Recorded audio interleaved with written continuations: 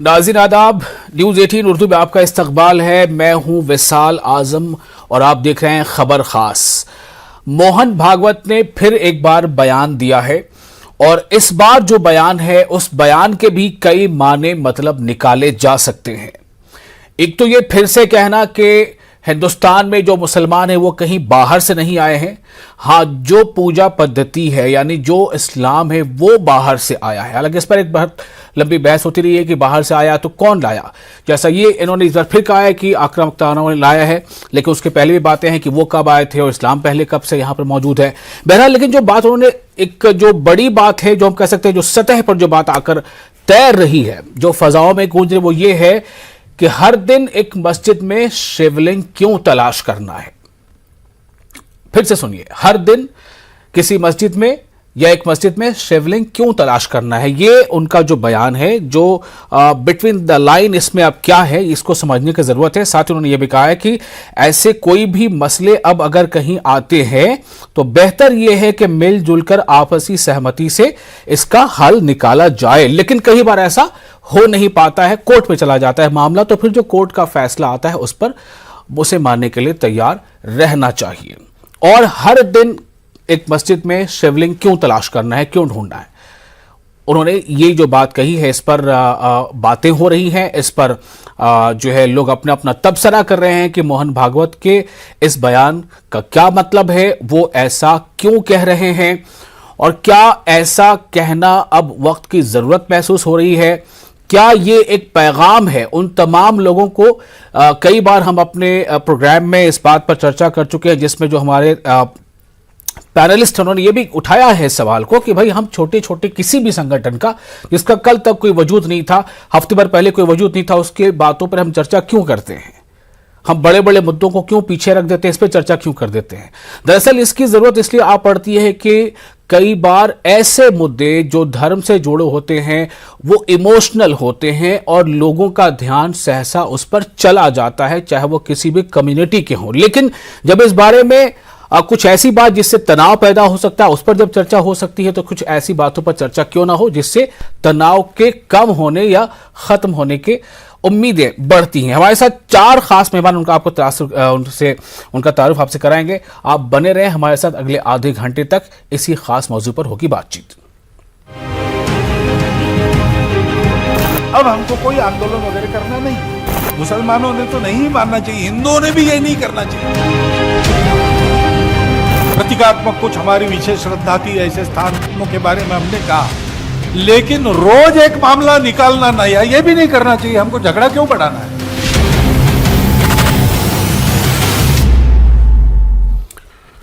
तो रोज एक मामला निकालना नया, ऐसा नहीं करना चाहिए, किसी को नहीं करना चाहिए। हमें झगड़ा क्यों बढ़ाना है, इसका मतलब है कि ऐसे मामले निकलते हैं तो झगड़ा बढ़ता है। हमारे साथ चार खास मेहमान हैं। अनिल मिश्रा हैं, समाजवादी पार्टी के सीनियर लीडर हैं। प्रेम कुमार जी हैं, सीनियर जर्नलिस्ट हैं। हालांकि उनके पिछले प्रोग्राम में ये कहने के बावजूद कि हम ऐसे मुद्दों पर चर्चा क्यों कहते हैं और ऐसे किसी संगठन के किसी पत्र के बारे में क्यों बातचीत करते हैं जिसका कल तक कोई वजूद नहीं था, लेकिन फिर अब तो आज हम बात अगर कर रहे हैं तो मोहन भागवत के बयान के ऊपर बात करेंगे। प्रेम कुमार जी। अब्दुल हसीब जामई है हमारे साथ, समाजी कार्यकर्ता है, पॉलिटिकल कमेंट्री भी करते हैं और कुछ देर में उम्मीद है कि हमारे साथ बीजेपी के तर्जुमान जुड़ेंगे, मोहनलाल गिहारा साहब। प्रेम कुमार जी, मैं आप ही के पास आना चाहता हूं सबसे पहले, और चूंकि इस पर हम लोगों ने पहले बातचीत भी की है, अब हम कोई आंदोलन करने नहीं जा रहे हैं, ये मोहन भागवत जी ने कहा है। और हर दिन किसी मस्जिद में शिवलिंग क्यों तलाश करना। प्रेम कुमार जी, इस बयान को कैसे लिया जाए। आरएसएस अपने आप को हमेशा से सांस्कृतिक संगठन बताता रहा है। उसका हमेशा यही कहना होता है कि वो आंदोलनकारी नहीं है, वह किसी आंदोलन में भाग नहीं लेता, वह राजनीतिक नहीं है, वह किसी राजनीति में हिस्सा नहीं लेता। मोहन भागवत जी ने यह स्वीकार कर लिया है कि आरएसएस राम मंदिर आंदोलन में खुलकर के शरीक था। बिल्कुल, ये उन्होंने स्वीकार किया जी। ये बाला साहब देवरस जी के समय से ये शामिल हुए थे। लेकिन मोहन भागवत जी ने आज बड़ी हस्ती है, बड़े स्तर पर है, आरएसएस के प्रमुख हैं, इस हैसियत से इस बात को कबूल कर लिया। दूसरी बात यह है कि वो कहते हैं कि हर मस्जिद के नीचे शिवलिंग नहीं देखा जाना चाहिए। तो इस बात में हम उनकी सदाशयता भी देख सकते हैं और ये भी देख सकते हैं कि वो कहते हैं कि ज्ञानवापी थोड़ा अलग है। यानी कहीं ना कहीं वो डायरेक्शन दे रहे हैं कि बाकी चीजों को छोड़ दीजिए, हर मस्जिद में शिवलिंग मत खोजिए, हम ज्ञानवापी पर फोकस कीजिए। ठीक वैसे ही जैसे राम मंदिर पर फोकस करते समय मथुरा, काशी और दूसरे मुद्दों को छोड़ा गया था, आज वक्त है कि ज्ञानवापी पर फोकस किया जाए। ये उनका मकसद, खुला मकसद है, मैं देख पा रहा हूं। लेकिन बहुत सारे लोग इस रूप में देख रहे हैं कि मोहन भागवत जी ने बहुत अच्छा सदाशयता का परिचय दिया है, उन्होंने सभी समुदायों को मिलजुल कर रहने देने का एक संदेश दिया है, इस रूप में भी लोग देख रहे हैं। लेकिन मेरा नजरिया ये है कि वो ज्ञानवापी पर सबका ध्यान आकृष्ट कर रहे हैं। अदरवाइज उनको बोलने की जरूरत क्या है? इस मामले पर आज अदालतें सुन रही हैं, तो क्या जरूरत है मोहन भागवत जी को इस वक्त कुछ बोलने की? जी और उन्होंने ये भी कहा है कि कोर्ट में मामला जाता है, पहले उन्होंने कहा कि सहमति से बात बननी चाहिए, लेकिन अक्सर ऐसा नहीं हो पाता है, मामला कोर्ट में जाता है तो जो कोर्ट फैसला दे वो मान लेना चाहिए। मतलब कि ऐसी पहली एक नजीर बन चुकी है अयोध्या के मामले पर, तो फिर दूसरी भी कोई नजीर ऐसी आई तो उसे मान लेना चाहिए। देखिए विशाल जी, अदालत के फैसले को मान लिया जाना चाहिए, ये तो हिंदुस्तान का हर व्यक्ति कहता है और माना भी जाना चाहिए। अगर नहीं माना जाएगा तो फिर हम किसकी बात मान करके इस देश में कानून व्यवस्था को कायम रखेंगे?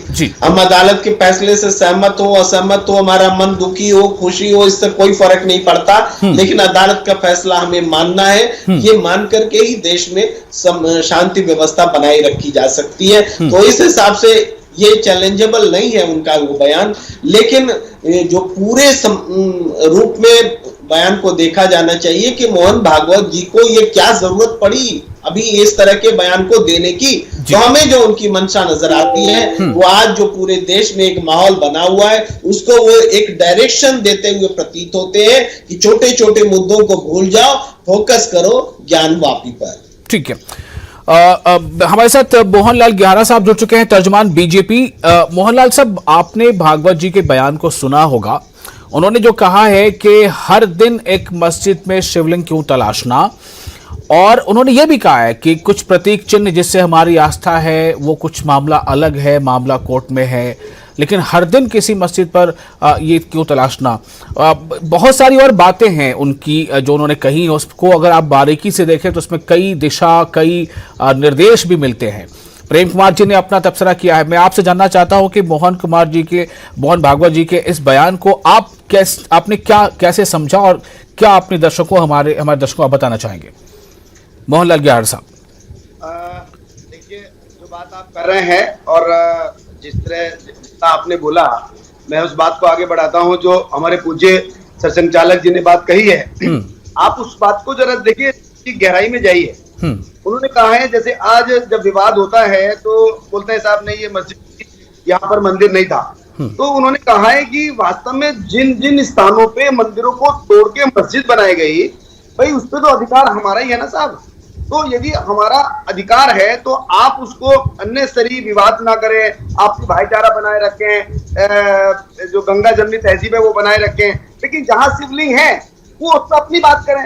अननेसेसरी आपस में भाईचारा को खत्म क्यों करना है? तो मोहन भागवत जी ने जो बात कही है वो बहुत बहुत जिम्मेदारी से कही है, और ये तो मैं और आप क्या पूरा हिंदुस्तान चाहता है कि जो जो हमारे मंदिर थे, जहां जहां पे हमारे इष्ट देवता थे, हमारे भगवान थे, हमारे सब कुछ थे, अगर वहां पे शिवलिंग कहीं पे अगर शिवलिंग मिलता है और वो स्थान वापस उनको वहां विस्थापित किया जाता है तो पूरा देश स्वागत करता है। और ये मेरा और आपका तो फैसला है नहीं, ना कोई किसी और के हाथ में, ये तो साहब सुप्रीम कोर्ट के हाथ में और माननीय कोर्ट के हाथ में है। जहां कोर्ट कहेगा कि हाँ साहब यहाँ पर मंदिर था पहले, यहाँ पे शिवलिंग मिला है, यहाँ पे हमारे देवताओं से संबंधित प्रतिमाएं मिली हैं, तो वो हमें दिया जाएगा। जहां नहीं है नहीं दिया जाएगा, इसमें कोई चिंता वाली बात ही नहीं है और ना ही कोई विवाद वाला विषय है। ठीक है, समाजवादी पार्टी से हमारे साथ सीनियर लीडर मौजूद हैं अनिल मिश्रा साहब। अनिल मिश्रा साहब, आप इसे कैसे देख रहे हैं? क्या प्रेम कुमार जी जो बात कह रहे हैं उसी बात को लगभग अभी गिरहारा साहब ने भी बताया है कि भाई जो हमारा है वो तो हमें आप दे ही दो, इसमें सहमति से दे दो, मतलब उनका ये कहने का लब्बो लबाब यही है। मैं जानना चाहता हूं कि आप इसे कैसे देख रहे हैं? क्या ये विवाद को यहां पर खत्म कर रहा है या यहां से एक नया विवाद को शुरू करता नजर आ रहा है? बड़ा संवेदनशील मुद्दा भी है और फिर उसके बाद मोहन भागवत जी जैसे व्यक्ति ने, प्रबुद्ध व्यक्ति ने, सत्संग चालक जी ने बयान दिया है, तो निश्चित रूप से उसके अपने कुछ न कुछ निहितार्थ भी होंगे। अपरेंटली जो है वो क्या देखा जा रहा है और गूढ़ अर्थ क्या छुपा हुआ है, अभी हमारे भारतीय जनता पार्टी के प्रवक्ता ने भी इस पे कहा। मुझे एक गाना याद आता है कि खुली पलक में झूठा गुस्सा, बंद पलक में प्यार, जीना भी मुश्किल, यहां मरना भी मुश्किल, आंखों में इनकार की झटकी, होठों पे इसरार। हुजूर, मैं ये अर्ज करना चाह रहा हूं कि ब्रह्मा जी के पास एक दफे लोग गए, उन्होंने कहा पितामह हमें संदेश दे दीजिए, तो उन्होंने बोल दिया दा। मनुष्य भी थे, दानव भी थे और देवता भी थे। तो किसी ने दया का अर्थ लगाया, किसी ने दमन का अर्थ लगाया, किसी ने दान का अर्थ लगाया। मोहन भागवत जी के बयान का क्या निहितार्थ जो है भारतीय जनता पार्टी के लोग लगाएंगे भविष्य में, और उस निहितार्थ का जो है वो क्या प्रभाव पड़ेगा भारतीय जनमानस पे और क्या प्रभाव पड़ेगा भारत के संविधान पे, ये इनको फैसला करना, इनकी प्रक्रिया आनी है। क्या ये इतना सक्षम है कि अभी इतने कम समय में बिना कहीं कुछ देखे समझे और बयान को ये डिफाइन करे दे रहे हैं? ये ऑथेंटिक वे में बोल रहे हैं?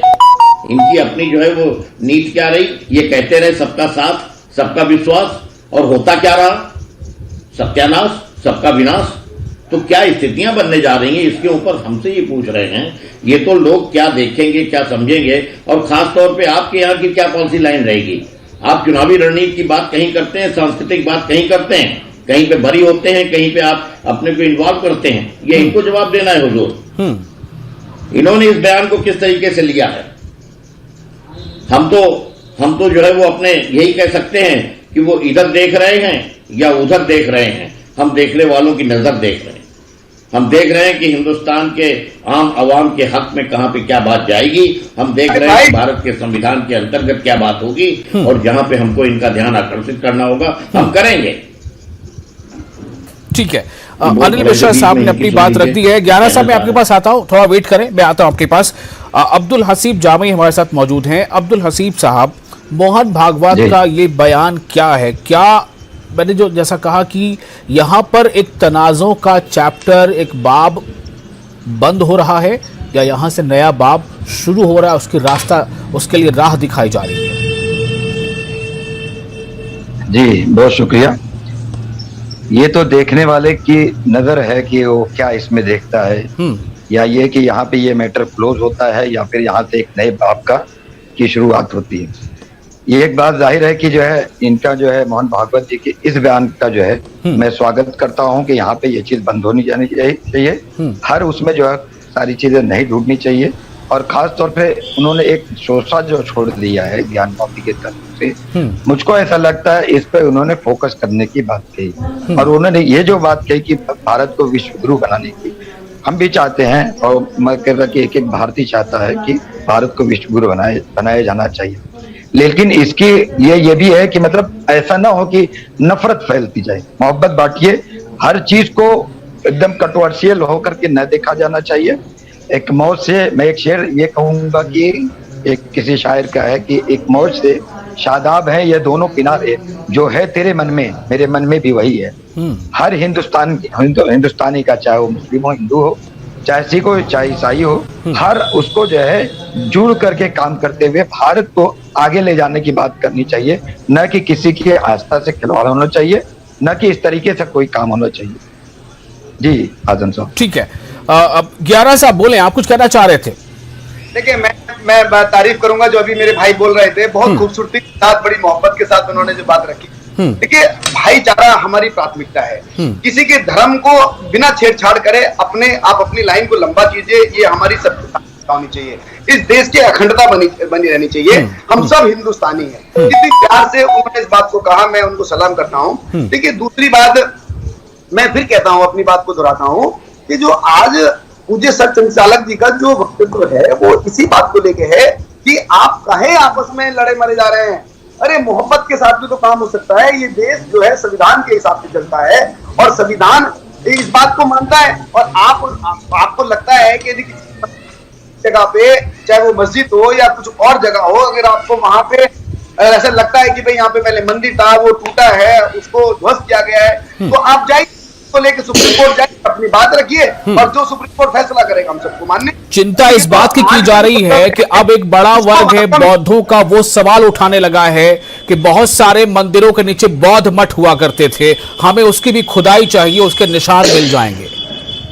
मैं तो कहता हूं साहब, सबके धर्म का हम तो अभिनंदन करते हैं, स्वागत करते हैं। ये बात सिर्फ लागू हम पे थोड़ी होती है कि भगवान राम के मंदिर की ही तलाश है। अरे जहां जिसका जो था यदि वो मिलता है, सुप्रीम कोर्ट उसका मानने कोर्ट उसका। तो आप यही कहना चाह रहे हैं कि सब लोग खुदाई करते रहे?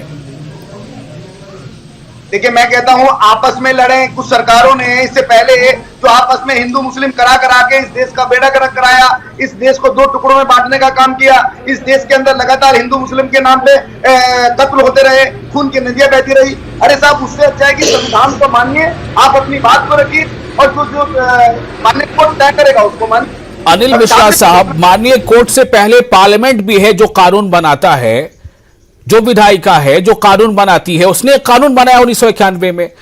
तो मेरा अब सवाल यहां पर सिर्फ ये है कि ये बात कहना आसान है कि भाई ठीक है वहां पे फलां चीज पहले थी, वहां पहले फलां चीज थी, लेकिन अब जो बौद्धों की तरफ से ये बात आने लगी है कि भाई हम तो अपने बौद्ध मंदिरों के लिए भी आवाज उठाएंगे, अब वो बड़े बड़े मंदिरों के नीचे बौद्ध मठ है हमारे जो अब जमीन के अंदर है, हमें उसे खुदाई करवानी है। अनिल मिश्रा साहब, ये सिलसिला जाकर थमेगा कहां? और ये जो बात जो प्रेम कुमार जी कह रहे हैं कि मैंने बयान में ये हासिल किया है, ये देखा है, लोग आमतौर से ये कह रहे हैं कि बड़ी अच्छी बात कही मोहन भागवत साहब ने, मिलजुल कर रहना चाहिए, लेकिन इसका मतलब ये है कि आप हर तरफ से ध्यान हटाइए और सिर्फ ज्ञानवापी कभी फोकस कर लीजिए। अनिल मिश्रा साहब। आजम साहब, मैंने पहले भी कहा कि दया, दमन और दान में ये क्या समझ रहे हैं। ये कहते तो हैं कि साहब जो है वो अपने मोहब्बत के साथ में जो है वो रहना चाहिए एक दूसरे को, लेकिन ये बताइए पिछले 5 साल से और उसके पहले की इनकी नीतियों में क्या नफरत को बांट करके, नफरत फैला करके, जहरीला माहौल बना करके ये उम्मीद करते हैं कि कहीं पे मोहब्बत नाम का शब्द जिंदा रह पाएगा? एक सवाल मैं कर रहा हूं। और दूसरी बात ये जो अभी आपने कही है कि ये कह रहे हैं कि भारत के संविधान को मानना चाहिए। भारत के संविधान को कितना इन्होंने किस किस मौके पे, किस किस मोड़ पे इन्होंने माना है, ये पूरी दुनिया गवाह है। अगर ये भारत के संविधान को मानने लगे, अगर भारत के संविधान की रूह, भारत के संविधान की आत्मा के अनुसार चलने लगे, तो उसके बाद में कहीं कोई झंझट ही ना रह जाए। इनकी निगाह में मैं तो यही कहूंगा कि रखते हैं नाखून हमारे नेताजी, इनके मुंह से निकला शब्द कानून हमारे नेताजी। ये जो है न संसद की बात, न कानून की बात, न कहीं इनके मुंह से निकला सब कानून है।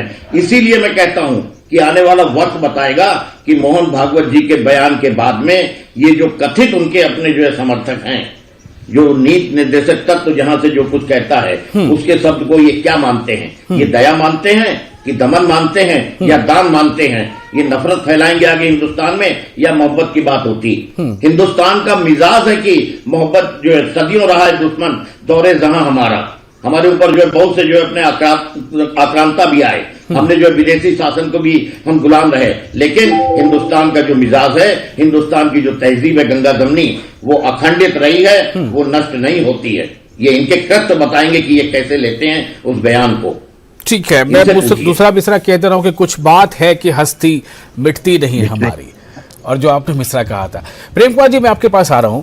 एक बात है कि मामला अभी कोर्ट में है, एक तरफ ये बात कही जा रही है कि अब हम कोई आंदोलन नहीं करेंगे, मिलजुल कर सहमति से बात हो जाए, आस्था का केंद्र है, जहां तक ज्ञानवापी में एक आकृति है, आस्था है, ये बात उन्होंने कही, और कोर्ट में अगर मामला गया है तो कोर्ट का फैसला जो है वो मानना चाहिए। क्या इससे नहीं लगता कि एक ऐसे माहौल में जब मामला पहले से कोर्ट में है और एक इतने बड़े कद का व्यक्ति वो ये कह रहा है कि कोर्ट का फैसला मानना चाहिए, इसका मतलब क्या है कि कहीं ऐसा तो नहीं है कि इसमें जो हमारा कोर्ट का जो पूरा प्रोसीजर है वो कहीं ना कहीं एक दबाव में आ जाए?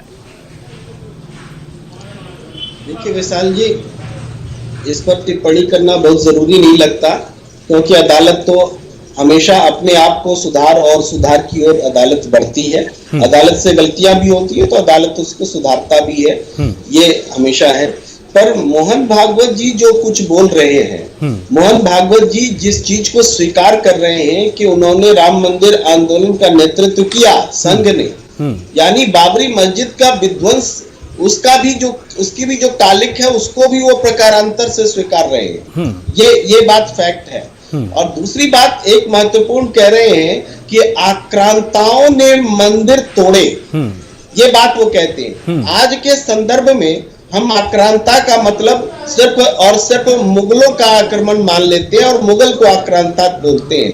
लेकिन पुराने जमाने में राजा जब एक दूसरे के यहाँ आक्रमण करते थे तो राजा भी, जो कि हिंदू भी होते थे, वो भी मंदिर तोड़े हैं। उनके ये प्रमाण है कि राजाओं ने भी मंदिर तोड़े हैं। तो जब संघ प्रमुख बोलते हैं कि आक्रांताओं ने मंदिर तोड़े, तो कहीं ना कहीं हम एक बात बोल रहे होते हैं और दूसरी बात छिपा रहे होते हैं। सच को अगर समग्रता में सामने रखा जाएगा तो किसी बात को छिपाने की जरूरत नहीं होगी।